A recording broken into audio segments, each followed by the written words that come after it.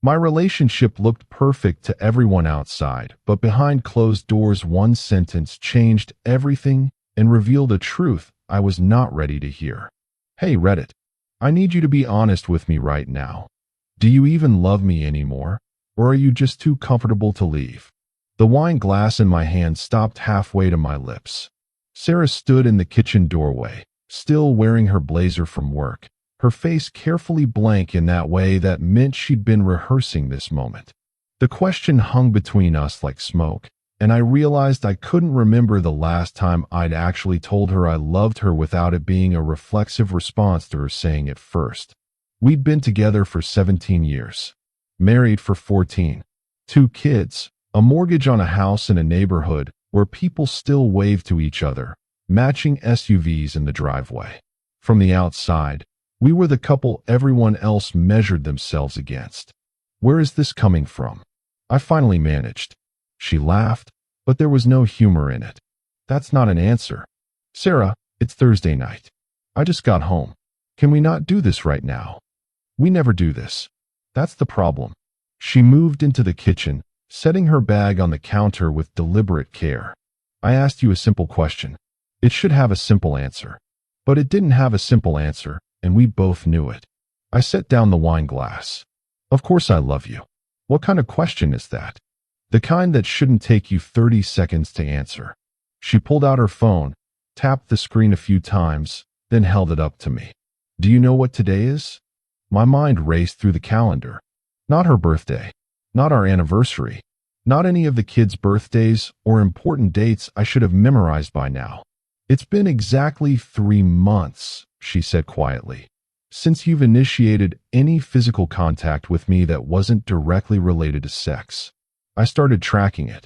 The words hit me like cold water. You've been tracking when I touch you? I had to, because I thought I was going crazy. I thought maybe I was imagining the distance. She set the phone down. But I'm not. You don't hold my hand anymore. You don't kiss me goodbye. You don't reach for me on the couch. The only time you touch me is when you want something from me. I wanted to argue, but my mind kept scrolling through recent memories, and she was right. When had I last just hugged her for no reason? When had I last pulled her close while we were watching TV, or brushed her hair back from her face, or any of those small intimacies that used to be second nature? I've been stressed with work, I said, hearing how weak it sounded even as the words left my mouth. You've been stressed with work for 7 years. That's not new. She crossed her arms. What's new is that you've stopped trying. With me. With us. You go through the motions, you show up to the family dinners and the school events. You're civil and polite, but you're not actually here. Not really. That's not fair. I work 60 hours a week to provide for this family. I work 50 hours a week and still manage to be emotionally present for our children. This isn't about hours, and you know it. The anger in her voice was new, or maybe not new. Maybe I just hadn't been paying attention. How long had she been feeling this way?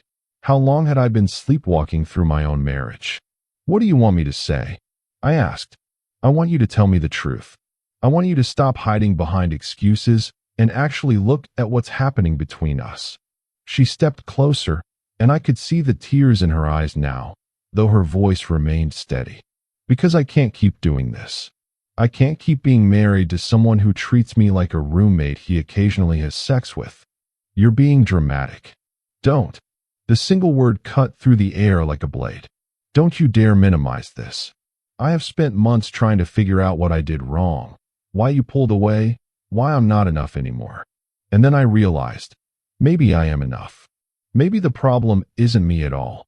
I felt the ground shifting under my feet, the comfortable routine of our life together cracking apart. Sarah, I'm sorry. I didn't realize. That's the problem. You didn't realize. You don't realize. She wiped at her eyes impatiently. I've been dying inside our marriage, and you didn't even notice. The kids were at her mother's for the night. Sarah had planned this, I realized. She'd orchestrated this confrontation, made sure we'd have uninterrupted time to have it out. How long had she been building up to this moment? Tell me what you want me to do, I said. Tell me how to fix this. She looked at me for a long moment, and something in her expression made my chest tight. I don't know if you can. That's what terrifies me. We stood there in the kitchen, the space between us feeling like miles instead of feet. The refrigerator hummed. Outside, someone's dog barked. Normal sounds in a moment that felt anything but normal. When did it start? I asked quietly. When did I stop being what you needed? Sarah turned away, bracing her hands on the counter. I don't think there was a single moment. It was gradual, like watching something fade so slowly you don't realize it's disappearing until it's almost gone. I tried to remember when things had felt different between us. We'd been happy once, genuinely, deeply happy. The early years of our marriage had been full of laughter and spontaneity and the kind of easy affection that didn't require thought. We'd been partners in every sense of the word. Then somewhere along the way, life had gotten complicated. The kids, the mortgage, the promotions at work, the endless cycle of responsibilities and obligations. We'd stopped being lovers and become logistics coordinators, tag-teaming our way through packed schedules and never-ending to-do lists. I miss you, she said, still facing away from me. I miss the man I married. The one who used to wake me up with coffee in bed on Sundays.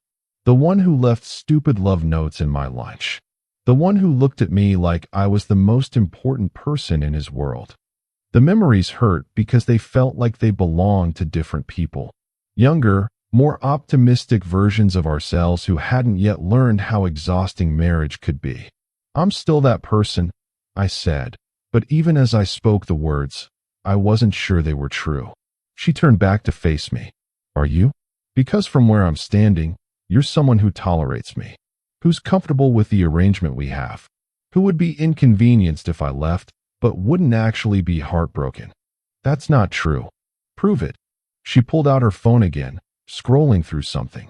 3 weeks ago, I told you I was thinking about going back to school, getting my master's degree. Do you remember what you said? I had a vague memory of a conversation, but the details were fuzzy. I said it was a good idea. You said, "That's nice," without looking up from your laptop, and then you asked if we had any more beer in the fridge. Her voice cracked. I had been researching programs for months. I was so excited to share it with you, and you couldn't even be bothered to have a real conversation about it. The shame burned in my chest. I'm sorry. I should have. 6 weeks ago, I dyed my hair. A completely different color. You didn't notice for 5 days. Sarah, 2 months ago, I wore the dress you bought me for our 10th anniversary. The one you said made me look like a dream. You didn't say a word about it. Each example was a small dagger, and she was right. I couldn't remember any of those moments because I hadn't been paying attention. I'd been so focused on work, on stress, on my own internal world, that I'd stopped seeing the woman right in front of me. I've been invisible to you, she said softly, and I can't live like that anymore. I'll change, I said, the desperation creeping into my voice now. I'll be better. I'll pay attention. I've heard that before. She picked up her bag. After the fight we had last year when I told you I felt neglected. After the couples therapy session where the therapist said we needed to prioritize our relationship. After your mother asked me at Christmas if everything was okay between us because she could sense something off. You promised to change every time, and for a few weeks you'd try, and then we'd slip right back into the same patterns. I'd forgotten about those conversations, or maybe I'd chosen not to remember them. How many warnings had she given me? How many times had she tried to tell me we were in trouble? This is different, I insisted. Why? Because I'm finally ready to walk away? She shook her head. I don't want your fear-driven attempts at affection.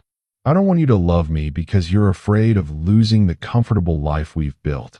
I want you to love me because you actually choose me every day, not because you're going through the motions. She walked toward the hallway, and panic seized me. Where are you going? To my sister's. I need some space to think. Don't leave. Please. We can work through this. She stopped, her hand on the doorframe. Can we? Because I've been trying to work through this for 2 years, and you've been oblivious the entire time. I'm exhausted, and I'm lonely, and I'm tired of begging my own husband to see me. 2 years. The timeline hit me like a freight train. You've been unhappy for 2 years? I've been telling you I was unhappy for 2 years. I've actually been feeling it longer than that. She met my eyes, and the sadness in them was devastating. I kept thinking things would get better, that once work calmed down, or the kids got older, or we got past whatever current crisis we were managing, we'd find our way back to each other. But we never did, because you never actually tried. That's not true. I've been here. I've been present. Physically, sure, but emotionally, you checked out of this marriage a long time ago. She hitched her bag higher on her shoulder. I need you to really think about whether you want to be in this marriage. Not whether you want to stay married for the kids or for the house, or because divorce would be complicated. Whether you actually want to be married to me. Of course I do. Then prove it. Show me. Not with words. I'm done with words. With actions. Real, sustained, meaningful actions that show me you're willing to fight for us. She pulled her keys from her pocket. I'll be back on Sunday to get some clothes and talk to the kids. Use this time to figure out what you really want. The door closed behind her with a soft click that somehow sounded louder than a slam would have. I stood in the empty kitchen, the silence pressing down on me like a physical weight. My phone buzzed. A text from my friend Mike. Still on for golf Sunday? I stared at the message. Golf. I'd made plans to play golf this weekend without even thinking about the fact that Sarah had mentioned wanting to do something as a family. When had that been? A week ago? 2 weeks? She'd suggested going to that new museum the kids had been wanting to visit, and I'd said something non-committal and then made plans with Mike instead. I scrolled through my calendar, looking at the past few months with new eyes. Work meetings, client dinners, golf games, guys' poker nights. Where was Sarah in any of this? Where were the date nights, the quality time, the intentional moments of connection? I found exactly 2 events marked dinner with Sarah in the last 6 months, and I was pretty sure one of those had been her work function that I'd been obligated to attend. My phone rang. Sarah's mother. Hi, Linda. Don't hi Linda me. What did you do? So Sarah had already called her. Or maybe Linda could just read the situation in my voice. We had a fight. She's on her way here in tears. I don't think I've seen her cry like this since her father died. There was an edge to Linda's voice that I'd never heard before. What happened? I don't know. I mean, I do know, but I ran my hand through my hair, frustration and confusion and fear all tangling together. She says I don't love her anymore. She says I treat her like a roommate. Do you? The question was so direct, so unflinching, that I found myself being honest. I don't know. Maybe. I didn't mean to. That's not good enough. Linda's tone was firm. My daughter is one of the most patient, understanding people I know. If she's reached the point where she's leaving, even temporarily, you've pushed her further than she should have had to endure. I know. I just didn't realize. That's the problem with you, isn't it? You don't realize. She sighed. I like you. I've always liked you. You're a good provider. You're responsible. You're solid. But being a good provider isn't the same as being a good husband. The words stung because they were true. I'd been so focused on being the responsible one, the reliable one, the one who paid the bills and maintained the lifestyle, that I'd forgotten about all the other parts of being a partner. What do? I asked. You figure out if you actually want to be married to her, not just married in general. And if you do, you'd better be prepared to make some real changes, not just temporary adjustments until she comes back and you get comfortable again. She paused. She deserves better than someone who only tries when they're about to lose everything. After we hung up, I poured myself a Real drink, whiskey, not wine, and sat down at the kitchen table. The house felt wrong in its emptiness. Usually when Sarah was gone, the kids were here, filling the space with noise and energy. But tonight it was just me and the echo of my own breathing. I pulled out my phone and scrolled through old photos. There we were at our wedding, both of us ridiculously young and impossibly happy. Sarah's smile was radiant, and I was looking at her like she'd hung the moon. A photo from our honeymoon in Hawaii, her laughing as a wave knocked her over, me reaching to help her up. Our first apartment, tiny and cramped. Sarah painting the kitchen while I assembled furniture we'd bought secondhand. The hospital, both of us exhausted and exhilarated, holding our first child. Date nights early in our marriage, dressed up and silly, taking selfies before that's what they were called. Family vacations, birthday parties, holidays, a catalog of years spent building a life together. And then, somewhere around year 12 or 13, the photos changed. We were still smiling, still documenting moments, but something was different. The poses were more formal. The spontaneity was gone. We looked less like lovers and more like co-parents documenting their children's lives. In the recent photos, Sarah and I were rarely in the frame together. It was one of us with the kids, or group shots where we stood next to each other but not quite touching, smiling for the camera but not at each other. When had that happened? When had we stopped being the couple in the early photos and become the couple in the later ones? My phone buzzed again. This time it was a message from my daughter, Emma. She was 13, old enough to sense when something was wrong. "Is Mom okay? Grandma said she's staying there tonight." I stared at the message, trying to figure out how to respond. What did you tell your daughter when her mother had just walked out because her father had been a terrible husband? "She's fine. Just needed some time with Grandma." The response felt like a lie, but I couldn't unload the truth on Emma. Not yet. Maybe not ever. If I could fix this. "You guys didn't fight, did you?" "Smart kid. Too smart. We had a disagreement. We'll work it out." That's what you said last time. Last time. When had there been a last time? And why hadn't I realized that Emma was noticing the cracks in our marriage? "Don't worry, sweetheart. Everything will be fine." Another lie, or maybe a promise I wasn't sure I could keep. I went upstairs to the bedroom Sarah and I shared, seeing it through fresh eyes. My side of the room was lived in. Clothes draped over the chair, books stacked on the nightstand, phone charger permanently plugged in. Sarah's side was tidier, more carefully maintained, but when I really looked, I noticed things I'd missed before. The novel on her nightstand was only a quarter finished, a bookmark stuck in place for weeks. Sarah used to devour books. Her jewelry box was dusty. She used to love wearing nice earrings, even just around the house. The framed photo of us on her nightstand, from our 10th anniversary, was facing slightly away, like she'd moved it and never moved it back. Small things. Individual details that meant nothing on their own, but together painted a picture of someone who had stopped investing in her own happiness because she was too tired from trying to maintain everyone else's. I opened her closet, not to snoop, but just to see. Her work clothes were all there, practical and professional. But tucked in the back, I found dresses I'd never seen her wear. Bright colors, bold patterns, things that didn't match the careful neutrals she wore every day. A red dress with the tags still on it. A pair of heels that looked like they'd never been out of the box. A silk blouse in a shade of blue that would look stunning on her. Who was this version of Sarah that she'd been trying to become? And why had she given up? I sat on the edge of the bed, holding that red dress, and felt the full weight of what I'd been doing, or rather, not doing.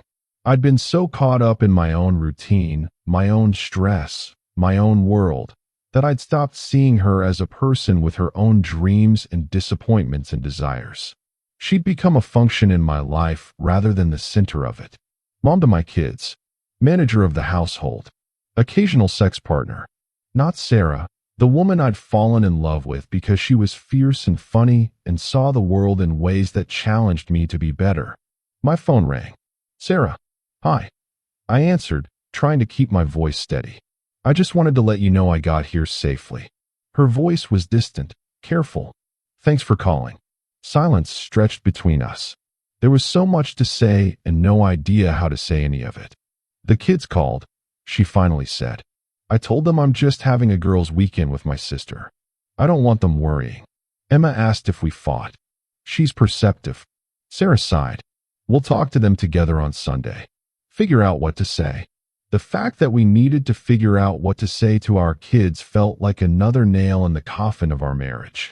When had things gotten so bad that we needed scripts for talking to our own children? "Sarah, I started, then stopped, unsure how to continue. "Don't," she said softly. "Don't apologize or make promises right now. Just think. Really think about whether this is what you want." "I want you," I said. "You want the idea of me. You want the life we've built. But do you want me? The actual person I am right now, not who I was 17 years ago or who you think I should be." She paused. "Because I've changed. I'm not the same woman you married. And I don't think you've noticed or cared about any of those changes." She was right. I couldn't name a single new interest she'd developed in the last 5 years. I didn't know what podcasts she listened to on her commute, or what she did on her lunch breaks, or who her friends were any more beyond the names I vaguely recognized. "Tell me," I said. "Tell me who you are now." "That's not how this works.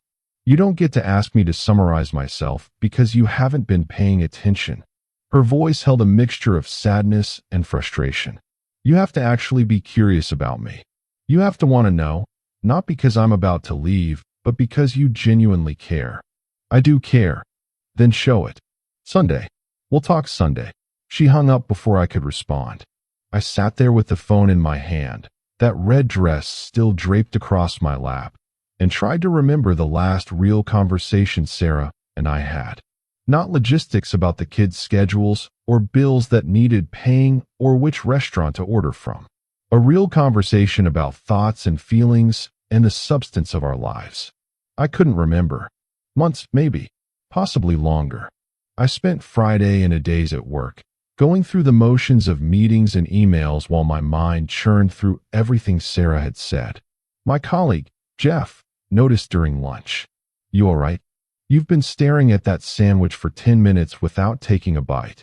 "Sarah and I are having problems," I heard myself say. Jeff's expression shifted to sympathy. He'd been divorced twice. "I'm sorry, man." "What happened?" I stopped trying.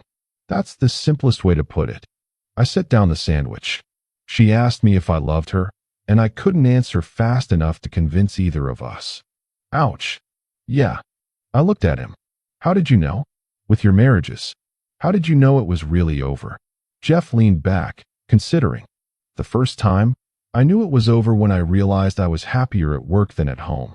The second time, I knew when my wife stopped crying during our fights. When someone stops caring enough to cry, that's when you know you've lost them. Sarah cried last night. So that's something, right? Depends on what she was crying about. Was it anger or grief?" When I didn't answer, he nodded. "Grief is worse. Anger means there's still fight left. Grief means she's mourning something she thinks is already dead." The words haunted me through the rest of the day. Was Sarah grieving our marriage? Had I killed it without even noticing? That night, alone in the house again, I did something I hadn't done in years. I looked through Sarah's things, not to invade her privacy, but to understand who she'd become while I wasn't watching. In her nightstand, I found a journal. I almost put it back immediately, knowing I shouldn't read it. But my hand moved on its own, opening to a random page dated 3 months earlier. "I wore the green dress today, the one that makes me feel pretty." He didn't notice. I don't know why I keep trying. Maybe I'm invisible. Maybe I've been invisible for so long that I've actually disappeared. My throat tightened. I flipped back further. Emma asked me today why Daddy never seems happy anymore. I didn't know what to tell her. The truth is, I don't think he's unhappy. I think he's just checked out. But how do you explain that to a 12-year-old? Further back. We had sex tonight. It was fine. Functional. Like everything else between us. I miss when he used to look at me like he couldn't believe his luck. Now he looks at me like I'm a task to check off his list. I closed the journal, unable to read more. Each entry was a window into pain I'd caused through sheer neglect. She'd been documenting her loneliness, and I'd been oblivious. Saturday crawled by. I cleaned the house, trying to make it perfect for when Sarah came back. I went grocery shopping and bought all her favorite foods. I picked up flowers from the expensive florist downtown. All of it felt hollow, performative. These weren't the actions of a man who loved his wife. These were the desperate gestures of someone trying to avoid consequences. That evening, I called my father. He and my mother had been married for 43 years. "Dad, can I ask you something?" Of course. How did you stay married so long? What's the secret? He was quiet for a moment. There's no secret, son. It's just work. Every single day, you wake up and choose each other. Some days it's easy. Some days it's the hardest thing you'll ever do. But you do it anyway. What if you forget to choose them? What if you get comfortable and stop trying? Then you've got a problem. His voice was gentle but firm. Is this about you and Sarah? Yeah. I wondered. Your mother noticed at Thanksgiving that you two barely spoke to each other. She wanted to say something, but I told her to mind her business. He sighed. Maybe I should have let her speak up. You could see it. Son, everyone could see it. You were like two actors playing the roles of a married couple. Very convincing to strangers, maybe, but anyone who knows what love looks like could tell something was off. He paused. Do you love her? I think so. I don't know. I'm not sure I know what love is supposed to feel like after 17 years. It's supposed to feel like home, like peace, like you'd rather be with her than anyone else, even when she's driving you crazy. His voice softened. When I look at your mother, after 4 decades of marriage, she's still the first person I want to tell when something good happens. She's still the one I reach for in the middle of the night. She's still the one who makes me laugh when I don't want to. That's love. I don't know if I have that anymore. Then you need to figure it out, because that woman deserves better than half-hearted commitment. And so do your kids. After we hung up, I sat in the living room, looking at the family photos on the walls. Sarah and I smiling with the kids at various ages. Family vacations. Milestone moments. An entire life documented in pictures. But were we happy, or were we just good at looking happy? Sunday morning arrived with a cold rain that matched my mood. Sarah texted that she'd be over at noon. The kids would stay with Linda for a few more hours to give us time to talk. I spent the morning rehearsing what I wanted to say, but everything sounded wrong in my head. Too apologetic, or too defensive, or too desperate. There was no right way to tell your wife that you'd finally realized you'd been failing her for years. She arrived exactly at noon, wearing jeans and a sweater I didn't recognize. Her face was composed but tired, like she hadn't slept much either. Hi, she said, stepping inside but not moving beyond the entryway. Hi. Coffee? Sure. We sat at the kitchen table, the same table where this had all started 2 nights ago.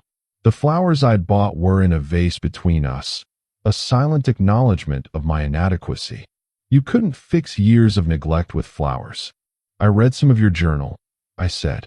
I know I shouldn't have, but I did. Her jaw tightened. Which one? The one in your nightstand.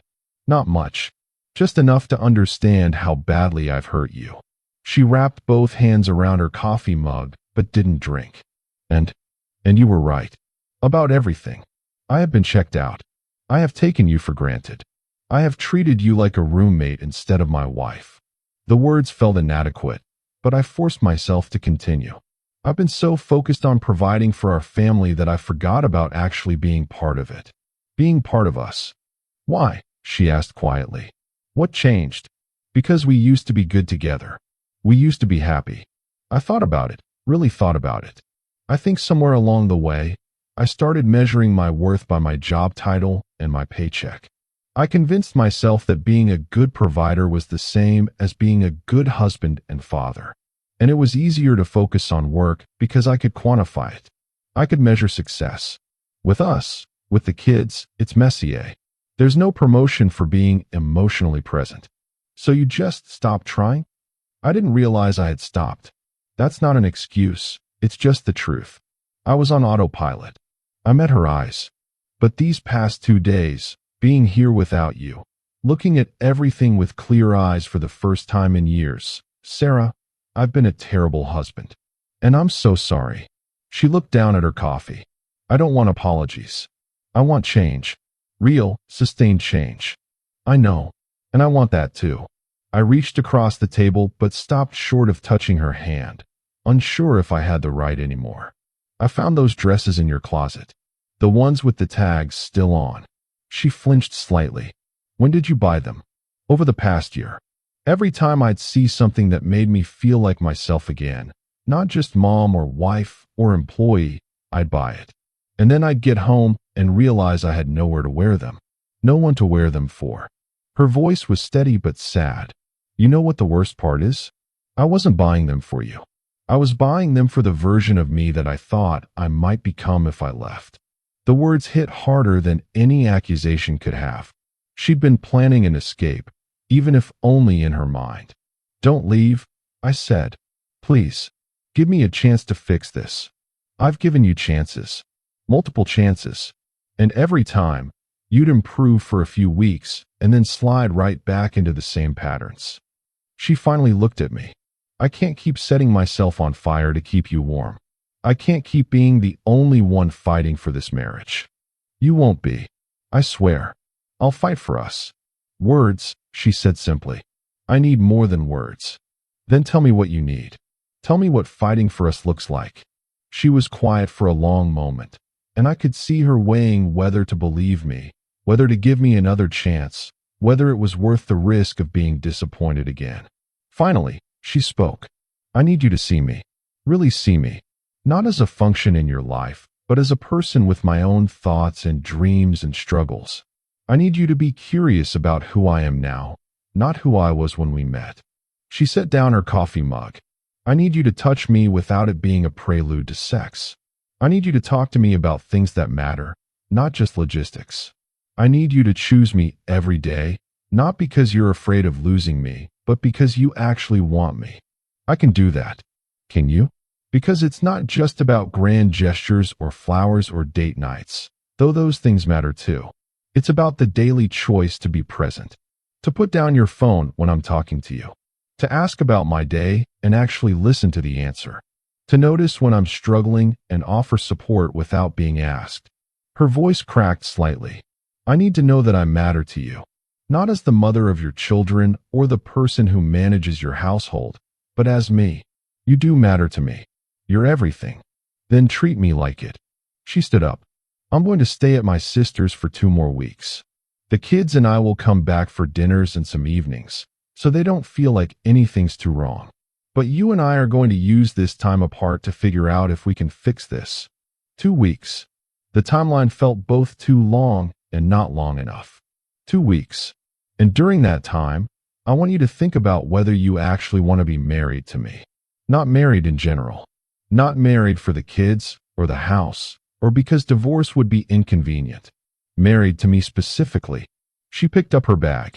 And I'll be thinking about whether I can trust you to actually change this time, or if I'm just setting myself up for more disappointment. Sarah, I'll email you a schedule for the kids. We'll tell them together that I'm working on a special project and need to stay closer to my office for a couple weeks. They don't need to know the truth yet. She headed for the door, then stopped.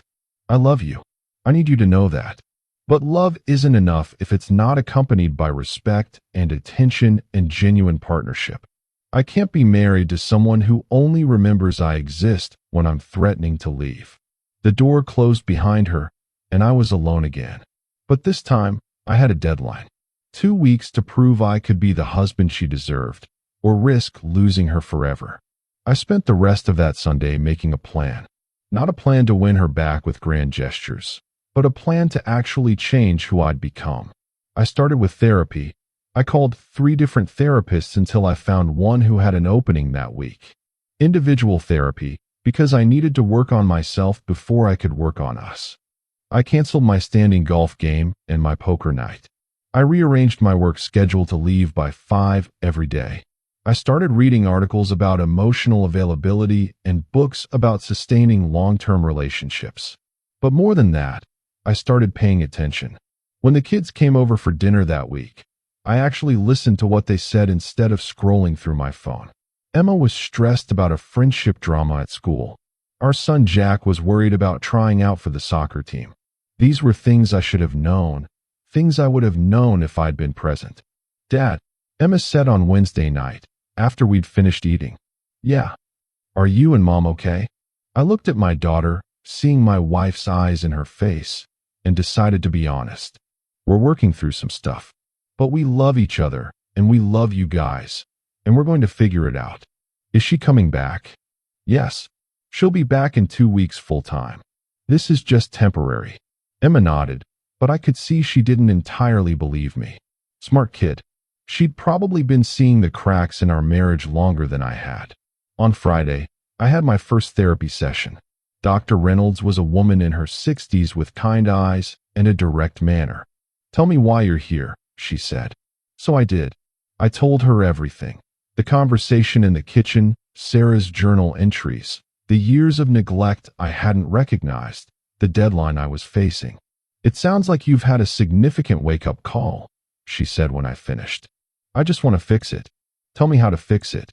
It's not that simple. You can't fix years of emotional neglect in 2 weeks. But what you can do is start building new patterns. You can show up differently. She leaned forward. "Here's my question for you. Why did you stop showing up in the first place?" I thought about it. I think I got scared. Of what? Of not being enough. Of failing at work, or as a father, or as a provider. So I focused on the things I could control, the measurable things. And somewhere along the way, I convinced myself that was sufficient. And your relationship with Sarah? That wasn't measurable. No, it was complicated and messy and required me to be vulnerable, which is terrifying. I ran my hands through my hair. It was easier to keep her at a distance than to risk not being enough for her. So you protected yourself by pulling away, which created the exact outcome you were afraid of, not being enough. The irony wasn't lost on me. Yeah, I see that now. We worked on strategies for those 2 weeks. How to be present, how to communicate, how to sit with discomfort instead of running from it. It was hard work, harder than anything I'd done at my job, but it felt important in a way that project deadlines never had. The next Sunday, Sarah came to the house with the kids. We had lunch together, and I found myself watching her in ways I hadn't in years. The way she laughed at Jack's terrible joke. The way she touched Emma's shoulder when she sensed our daughter's anxiety about school. The way she moved through our kitchen with practiced ease. She was beautiful, not in the superficial way I'd noticed when we first met, but in a deeper way that came from really seeing someone. The laugh lines around her eyes.